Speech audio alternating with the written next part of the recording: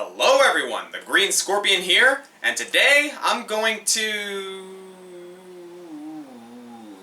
Hi, babe. You weren't going to do a countdown about my favorite mythological creature without me, were you? What? No! Why would I do that? Good. Shall we then? Collab, everybody! Mermaids have been a concept in media for some time now. Things like the 13th Year, Splash, and of course the Little Mermaid. They are majestic maidens of the sea. Beautiful, graceful, and many young little girls dreamt of being one. But a lot less people know the less than pretty origins of Merfolk. In ancient times, merfolk were on par with demons and monsters as creatures to be feared. Usually depicted as half-women, half-sea creatures with attractive features when above the water, under the water they were hideous abominations just waiting to drag hapless sailors and pirates into the depths. Like dragons and vampires, merfolk have taken on many forms throughout history. From the story of Atargatis, the goddess of Assyria, the sirens and naiads of Greek mythology, the Mesulin of European folklore, and the weeping maidens of Chinese legend. Nowadays, a merfolk is usually depicted as a creature with both human and aquatic biology, and video games have had many interesting representations of merfolk, though rarely as the focus of the game. Now for this countdown, we're going to define merfolk as any creature with both human and aquatic characteristics. We're also going to work within the details of this chart, graciously provided by OtherWindow. Link in the description below. Whether they're a colossal leviathan, a monstrous Bermuda, or the popular humanoid tritons, all three categories will be considered for this list. We actually had a hard time finding candidates for this list, but the candidates we did find, they stand out in fantastic ways. Expect some obvious picks, but also some unexpected surprises. And with that, these are the top 10 video game merfolk. So, you're not one of those mermaids, right? You know, the ones that are gonna drag me into the depths and devour me? We've been dating for over a year. Why would you even consider doing that?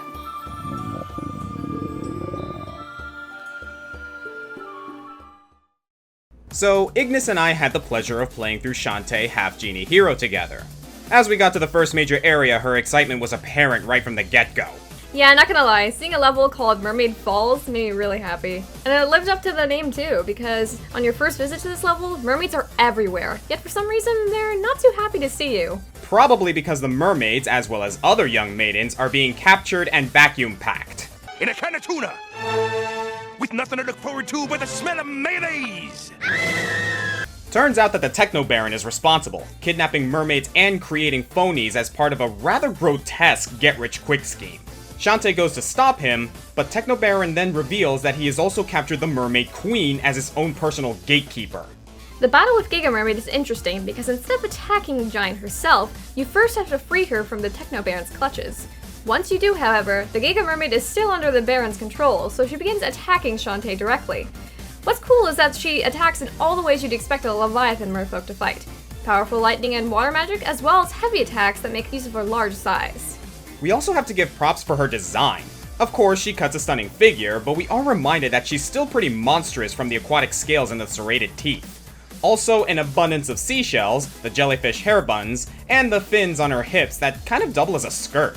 It all makes for a memorable design that makes perfect sense.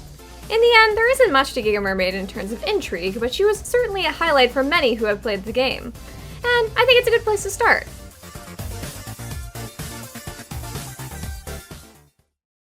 From one giant mermaid boss to another, up next is Calamaria from Cuphead. Putting the obvious pun aside, Calamaria is one of the bosses in the game who owes her soul to the devil, and she's not about to give it up without a fight.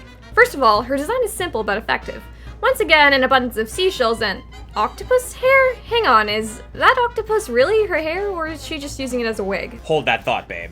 What puts Calamaria above Giga Mermaid is the fight itself. While Calamaria doesn't have any lightning powers, she does have some aquatic attacks. More notable is her use of a Banshee's wail, since mythological mermaids were known for using their voices, and her command over a legion of sea creatures, turtles, pufferfish, using a sea bass as a bazooka. This is honestly more of what I wish Giga Mermaid did in her boss fight. But the tides take an unexpected turn when she gets desperate and calls upon a school of electric eels becoming an aquatic Medusa? Oh, that explains the hair. Wait a second, if she's really a Gorgon, doesn't that disqualify her? Not really. Recall that mermaids are beautiful and graceful at first, but when pushed too far, they become fearsome monsters. While I would have liked for this fight to go underwater to fit the theming, it totally makes sense for Cala Maria to become this hideous creature when she decides to start fighting you for real. Think of it more as a mermaid-Medusa hybrid. Alright, I can get behind that. And the fight certainly fits the theming, what with her newly acquired stone vision. Again, there's not much to say about Cala Maria that isn't immediately apparent in her boss fight, but for one reason or another, this is one battle that many Cuphead players remember well. Also, I have to point this out. I love the fact that when she's defeated, one of her snakes is so sad he starts playing the world's smallest violin.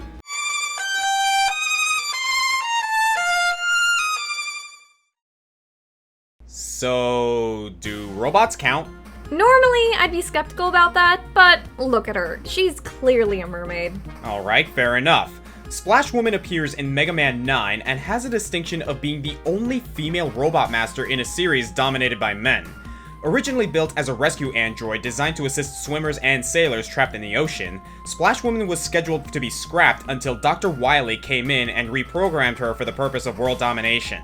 Like Giga Mermaid and Cala Maria, Splash Woman doesn't appear much outside of her boss fight, and while she isn't one of the greatest bosses in the series, she isn't a bad one either. And she incorporates a lot of what Merfolk are known for: singing, commanding sea creatures, and a trident infused with lightning. Speaking of which, the Laser Trident turns out to be one of the more practical weapons in the game, having a low energy cost and able to penetrate shields. Also, her design is simple, but very effective, and I appreciate the fact that they didn't take the fan service route with the only woman in the robot series. But what really puts Splash Woman higher than the last two mermaids is the hidden lore. Along with being a rescue worker for swimmers, she's apparently not a fan of crowds and also a big fan of karaoke. Her lovely singing voice has made her quite popular with the sailors. So what does she sing? Beep boop boop bop boop boop bop? Okay, that's 3 SpongeBob references in 3 segments. What is this? I don't know, man. You and Comic Foil wrote the script. Comic Foil, we need to talk. The Murlocs of Azeroth are a mysterious race. What are they? Where do they come from? Why are they here? No one knows. All we know is that when we kill them, we get cool stuff. And yet, they always come back.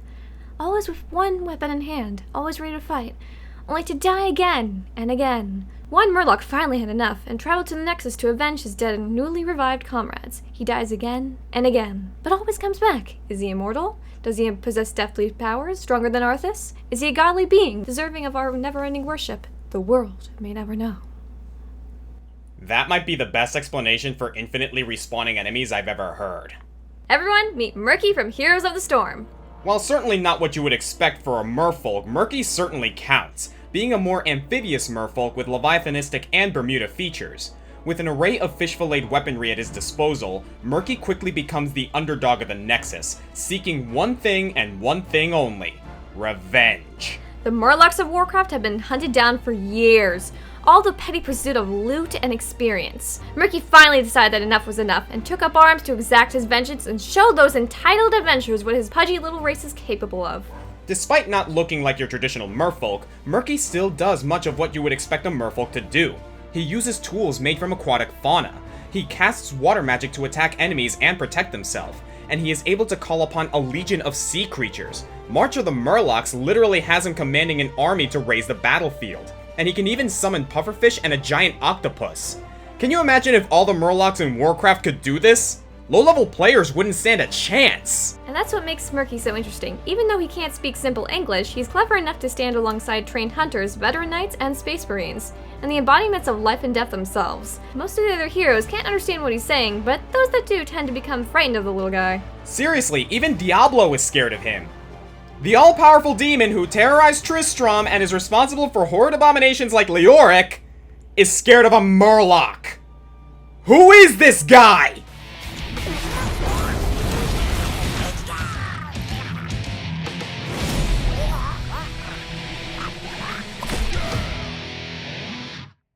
Among the High Sworn of the Slytherin Guard, there is a solemn vow repeated before battle. No Slytherin may fail, for those who fall short of their duty are banished from the order. To fail is to be other than Slytherin. Once the most highly esteemed of her race, the beautiful Slithis, or Naga Siren, commanded a battalion of her fellows for many years, using her powerful voice as her greatest weapon. Honorable, sinuous, serpentine, she led her deadly guard in defense of the Deep Ones and the great wealth of the sunken cities. However, in a cruel twist of fate, her forces were driven back by a marauding army of Leviants. The battle was gruesome, and Slithis' army was able to hold the line, but one of the Slytherine treasures was found missing, a jewel-encrusted chalice. Having failed in her duty, Slithis was banished to search for the stolen chalice, seeking to regain her honor as a warrior of the deep. A bit extreme to banish someone just because they failed to protect a cup. But it's safe to say that the chalice is probably very important. Either that or the Slytherine's treasure hoarding obsession rivals that of the dragons. Either way, Slithis the Naga Siren enters the fray in defense of the Ancients, and this is where we start to delve into some truly strong examples of Merfolk. The Naga Siren initially dons the role of a support character, but once you get into the late game, she is able to hold her own as a carry, utilizing her size, strength, and swordplay, as well as her penchant for aquatic magic. She uses the reflections of the water to create clones, shape the water to create a fishnet to ensnare opponents, There's a cruel twist of irony. and send forth a surging torrent of water that also erodes the opponent's armor. However, Slithis' true nature is in her ultimate, the Song of the Siren. Once activated, Slithis begins singing a soothing sonnet that puts all enemies within range to sleep. This puts them in stasis so they can't be targeted, but here's the kicker. The effect lingers until Slithis herself decides to end it, so it's the perfect ability to allow teammates to set up the killing blow. And when upgraded using Aghanim's Scepter, the Song of the Siren can even heal teammates. It's a good demonstration of how Slithis' battalion was able to accomplish so much during her Slytherin years. She's powerful enough on her own, but she becomes a deadly force when surrounded by loyal allies. Giga Mermaid, Kala Maria, and Splash Woman may have been challenging boss fights, and it's been said that Murky is probably more powerful than he appears to be, but Slithis the Naga Siren is our first true example of just how dangerous a mermaid can be.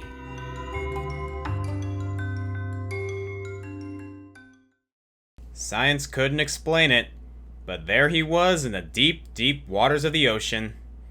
A creature so immensely strong and destructively seductive that he made both man and woman swoon. Babe, snap out of it. We're talking about Rico, not Sidon. Oh, sorry. While I do agree that Sidon is a worthy candidate, we are still sticking to the one per series rule, and Sidon was unfortunately beaten out by someone else, but we'll get to that later. Besides, Rikuo from Darkstalkers fits the handsome, seductive merman role just fine. Based on the creature from the Black Lagoon, Rikuo is a great representation of more horrific adaptations of the Merfolk race in design and battle prowess. He also manages to be one of the most charming characters in Darkstalkers with a wonderful personality and a tragic yet heartwarming backstory. Rikuo was once the hero king of a merfolk kingdom when tragedy struck. The sinister Pyron laid waste to his people and he was the lone survivor. Devastated and enraged, Rikuo swore revenge against Pyron, but his vengeance would be delayed once he discovered he was not the only fish in the sea after all. Rikuo may be so handsome that both men and women find him irresistible, but he is fully devoted to Aquaria, a surviving mermaid who was absent for Pyron's attack. The two fell in love and started a family together in hopes of restoring the Merfolk race. Rikuo proves himself to be an incredibly loving husband and father, the couple raising 3 kids with 12 more still on the way. Vowing to protect his family no matter what, he put strength and cleverness to use in battle against Pyron and Jeddah. Dashing, devoted, loyal, respectable, fun-loving, what's not to love about this guy? Babe, what are you doing? Taking notes. In regards to his abilities, Rikuo embodies practically every aspect of Merfolk prowess and then some. He is able to manipulate water in the forms of geysers, riptides, and bubble traps, and he even incorporates the classic Siren Shriek with his Sonic Wave ability. He's also the only example I could find of how physically strong a merfolk would have to be to survive in such high-pressure environments. It's also implied he can command sea creatures to do his bidding, but we don't actually see that in-game. Instead, he morphs his body into all kinds of shapes that resemble all kinds of sea life. Octopuses, crabs, shellfish, sharks, you name it. It's a cool variant to how you expect a merfolk to fight. Powerful, unique, gorgeous, and charming. Rikuo truly deserves his title as King of the Sea. I'm starting to feel inadequate. Well, you're quite the catch yourself. Aww, thank you. Oh, ha ha! There was no way we were going to make this countdown without including Nami from League of Legends. She's your traditional mermaid and is unlike any other champion that roams the fields of justice. Not only is she beautiful, she's powerful too. Having earned the title of Tidecaller from a young age, Nami is a brave and cunning warrior. Forget walking on legs for this woman, she'll bring the sea with her. Many of you will remember Nami as one of gaming's greatest Aquamancers, and I still stand by that wholeheartedly, so we won't reiterate too much. Basically, Nami comes from a Vestayan race known as the Mirai, who are located near a dark abyss that houses some not-so-neighborly creatures. To ensure their safety, the Mirai placed a moonstone in the center of the village to keep the creatures at bay, but its power wouldn't last long. In order to survive, the Mirai had to send someone deep into the abyss to find an abyssal pearl. They sent a warrior named Rasho, but weeks passed and he never returned. Her patience running thin, Nami decided to dive in herself. She found the pearl, but she also found Rasho corrupted by the shadows of the abyss. She managed to escape, and thanks to her impulsive bravery, was given the title of Tidecaller. Now she roams their land in search of the aspect of the moon, so she can trade the pearl for the moonstone and return to her people. As the Tidecaller, water manipulation comes naturally to her. She can trap people with Aqua Prison, heal and harm with Ebb and Flow, empower her allies' attacks with Tidecaller's Blessing, and summon forth a vicious tidal wave. Additionally, Nami is able to control the tides around her, granting her allies additional movement speed whenever she hits them with her abilities. Not only does she play the part, she also looks the part. Nami's base design is actually a reference to the Iara, the beautiful water maidens from the Brazilian myth. But her alternate skins also pay homage to other aquatic legends like a river spirit, a koi, and even the Loch Ness monster. She's strong, beautiful, and without a doubt the queen of the seven seas. Now raise up hands if you want to see her cosplay as Nami. Now you're all raising your hands like we can see you, and you probably look like idiots. I do it too, you know.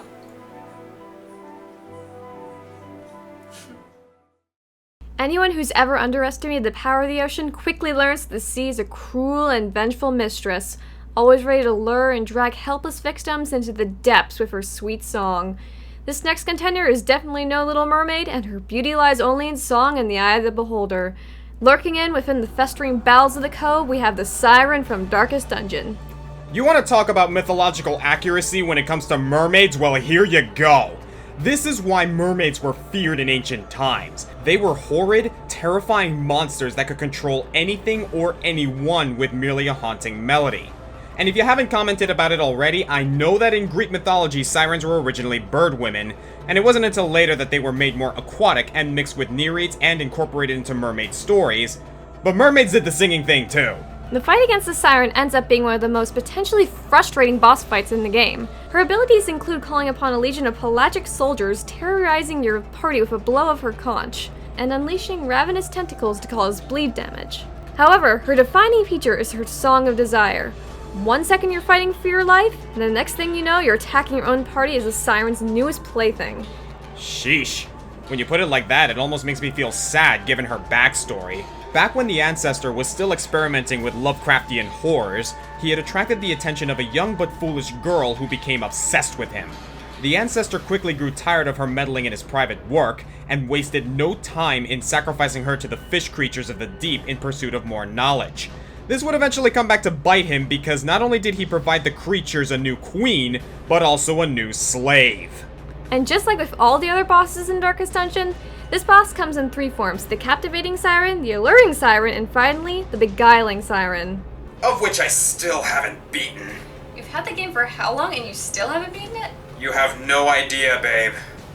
There's not much else to say, except that the siren is high on this list mostly due to cleverly embodying and deviating from modern merfolk tropes. Unlike the likes of Slithis, Nami, or Rikuo, the Siren of the Cove is nothing short of a monster.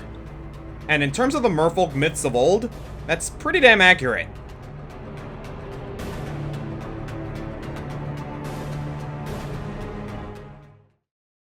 The Legend of Zelda series is no stranger to merfolk, providing players with the aquatic race known as the Zora. The Zora have been a staple in the series ever since the very first game, what with the vicious River Zora that attack Link on sight. However, Ocarina of Time reformed them as one of the most influential races in Hyrule. Because of this, the Hero Time has come across a few notable Zora throughout the series. Queen Rutella was quite a sight in Twilight Princess, Mikau from Majora's Mask was cool with his awesome guitar and combat skills, Mipha is an absolute champion, and Sidon is just a god among men, but we're beating around the bush at this point. You all knew it was going to be Princess Ruto. first appearing in Ocarina of Time, Princess Ruto may as well be the face of the Zora people. Not only did she assist Link in taking down Ganondorf, she is recognized as the legendary Sage of Water, as well as Link's fiancée, technically. She's a bit of a brat at first, forcing Link to carry her throughout the insides of Lord Jabu Jabu, but his heroic actions eventually soften her cold demeanor.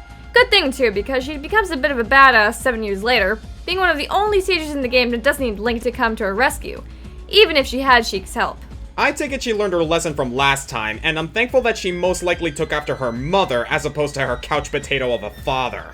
Her design is really awesome too. While not really noticeable at first, she actually resembles a hammerhead shark, even sporting an extra set of eyes on the sides of her heads. This makes sense given her prowess on the battlefield, reacting to attacks much quicker than any normal human would, and striking back with the grace of a river and the ferocity of the sea. Ruto is an absolute beast in Hyrule Warriors. Her moveset is overflowing with area of effect attacks such as forming whirlpools, a giant sphere of water, and unleashing wide splashes.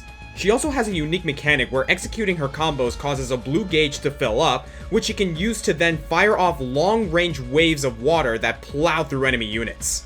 She was named #1 Aquamancer for a reason, but in terms of Merfolk, Ruto is so much more than that. She's cunning, powerful, beautiful, and truly worthy of being called Sage of Water.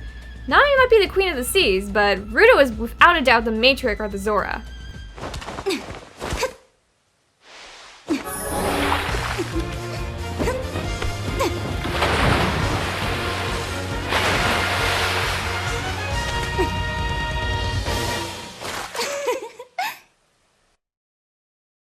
I don't think either of us expected this contender to come out as #1. She was kind of an underdog. I didn't either, but the more we looked at her, the more it made sense. Ladies and gentlemen, Naija from Aquaria. Naija's story starts with her waking up after spending years of isolation in a secluded cave in the ocean. The main focus of the game is her going out and exploring the world of Aquaria. But something's not right here. Sure, there's beautiful scenery and plenty of watery wildlife, but something's missing. All around Aquaria, you'll find these various cities, but no people or creatures to be found. Something happened in Aquaria that made Naija the sole survivor of a vast empire. The game itself is very much a Metroidvania-style game with a semi-open world and plenty of exploration mechanics. Naija interacts with the world around her through the use of something called the verse. As a songstress, Naija can use the verse for a variety of cool effects. This includes things like lifting rocks, creating shields, and transforming into various aquatic forms. Yeah, those forms are pretty interesting too. There's her energy form that lets her fire projectiles, beast form which gives her a boost of speed as well as a ravenous appetite, and there's a light form, plant form, and yeah, even a fish form. Don't forget about dual form. This form only works once you meet the human diver named Lee, who you accidentally drowned at first, but don't worry, you save him by kissing him on the lips so that he can breathe water. How romantic. Please don't get any funny ideas. Oh please, I would never drown you. The fact that you say that so casually is what bugs me. With dual form, both Naija and Lee can merge into one of two beings. A powerful fishman who can unleash destructive waves of magic, or a mysterious aquatic being with an ear-splitting siren shriek. Though that still isn't enough to beat the friggin' octopus boss! Babe, we talked about this. He can't hurt you anymore. He's harder than the final boss! I know, it's okay. Truth be told, I can't really say that Aquaria is all that good of a game. It definitely has some interesting ideas and the presentation is fantastic, but the game does suffer from some minor glitches, less than stellar controls, an atrocious difficulty curve, and an insufferable lack of conveyance. But in regards to creating a character that embodies all of what a merfolk is and more, Naija ends up being the best example, but also just an intriguing character overall. The tale of Aquaria, in my opinion, is more than worth the effort involved in playing this game. All of it revolves around Naija, who becomes such a nuanced character the more you explore the world she sets out to see. Not only that, she's truly the only character on this list that really lets you, the player, swim into the role of a true merfolk. An aquatic creature with magical abilities and command over the waves, using these talents on a quest to find herself and the place under the sea. That alone is more than worthy of the #1 spot. I'm Ignis. And I'm the Green Scorpion. Now, let's shake a tailfin, shall we? What are you talking about? Aren't we going to hypnotize these mortals? No?